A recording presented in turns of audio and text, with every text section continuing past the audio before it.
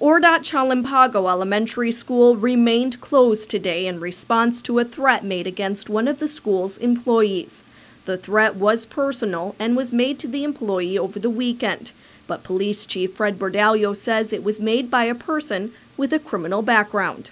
Our suspect has a criminal record, and that's why we really wanted to work very aggressively to go and get this individual, question him, and launch our investigation to apprehend the individuals so we can alleviate some of the fears of the victim who reported this threat.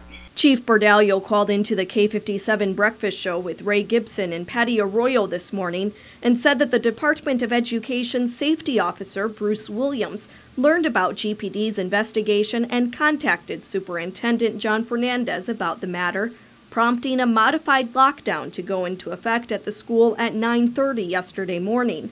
Students were later released at 11:30 a.m. We've been really working with the Department of Education and officials to alleviate some of the fears they have, especially since the situation with Connecticut, and they're just being very proactive to look at some of the potential risks, especially when you might have a potential workplace, you might have a potential harmful situation that would happen with the investigation that their safety officer discovered. GPD Public Information Officer A.J. Balahajia told PNC early this afternoon that a complaint from a staff member at Ordat Chalampago Elementary School remains under investigation by the Criminal Investigations Division, and he says no arrests have been made.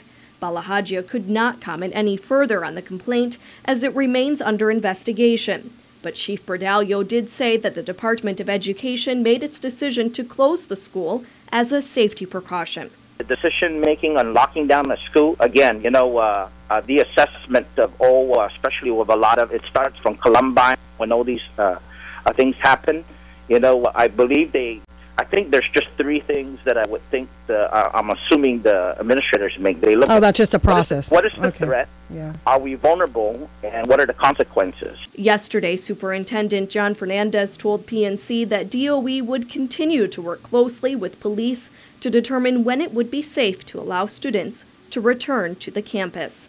Betsy Brown, PNC News.